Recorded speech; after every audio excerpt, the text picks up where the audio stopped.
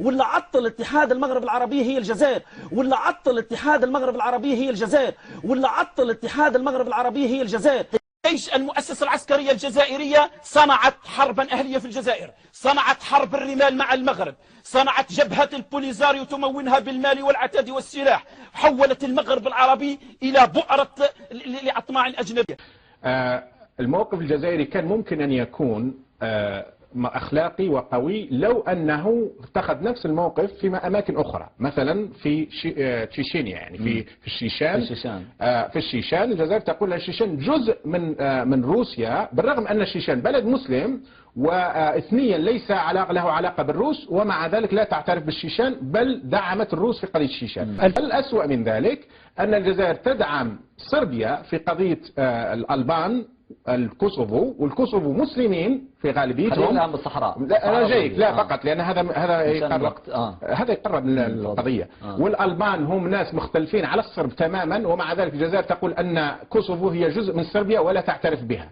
كيف لا تعترف ببلد مسلم واثنيا مختلف على السرب تماما، وتأتي وتقول لابد أن تستقل الصحراء الغربية؟ عليك أن إما أن تتخذ نفس الموقف في هذا المكان وهذا المكان، أو لا تكون هناك قاعدتين ووزنين في نفس القضية. طيب. المشكل أن المخابرات الجزائرية تستخدم الصحراء الغربية لذبح الصحراويين والجزائريين ولتوطير كل المنطقة. الحدود مغلقة مع المغرب، 70 مليون من الجزائريين والمغاربة يعانون من هذه الحدود المغلقة، وهي مفتوحة للبزنس وللمخدرات ولهذه الأشياء. الجزائر خطت خطوات إيجابية فيما يتعلق. لم تخطو أي خطوات، الجزائر هي التي تغلق. لا، الجزائر هي غلق الحدود بين شعبين. هذا لا يقل عن غلق الحدود مع غزة ومصر، ولا يقل عن غلق الحدود بين الأشقاء. لابد من هذه الحدود أن تفتح، لأن هذه الحدود كان الحل الوحيد الذي خطر في ذهن الرئيس بن بلة سامحه الله هو افتعال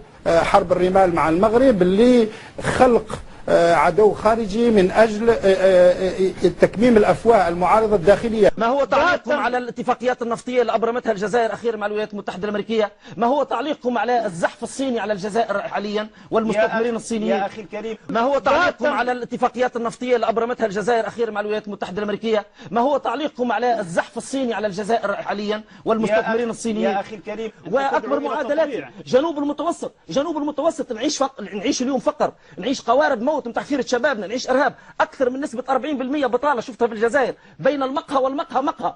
واللي عطل اتحاد المغرب العربي هي الجزائر، واللي عطل اتحاد المغرب العربي هي الجزائر. حلوا مشاكلكم مع المغرب، كانوا ما يتصافحوا، حلوا مشاكلكم مع المغرب تحل. كل وين يجي، حتى مبادرة جيمس بيكر كتب كتاب على لما راح الوزير الخارجية الأمريكي، قال يعني بالشيء اللي شافه في المحاورات، قال قريت وعملت يجي 500,000 محاضرة، قال مستحيل هذا حتى لين تتبدل قيادات في الجزائر. النظام الجزائري يمشي في اتجاه التجزئة على كونه ولاؤه أقل للأمريكان، ولأن النظام المغربي يمشي ضد اتجاه التجزئة على قربه وولائه لأمريكا.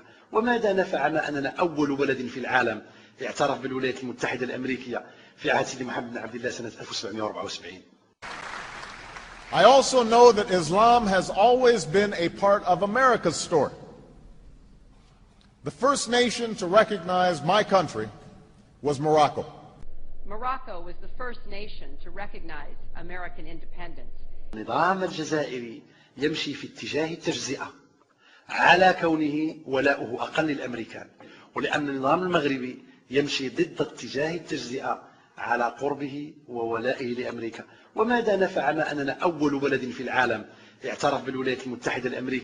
جيش المؤسسة العسكرية الجزائرية صنعت حربا أهلية في الجزائر، صنعت حرب الرمال مع المغرب، صنعت جبهة البوليزاريو تمونها بالمال والعتاد والسلاح، حولت المغرب العربي إلى بؤرة لأطماع أجنبية. لقد عملت بوليساريو بمساعدة من الجزائر على كسب الثقة السياسية والاعتراف الدولي، وهذا تم لأن الجزائريين كانوا يقدمون هدايا لهذه الدول، وخاصة البترول، حيث كانت تعمل على لي أيدي بعض الدول من زبنائها لأجل للاعتراف بالبوليساريو، والآن عندما تقوم هذه الدول بسحب هذا الاعتراف فذلك يشكل خبرا سيئا للبوليساريو.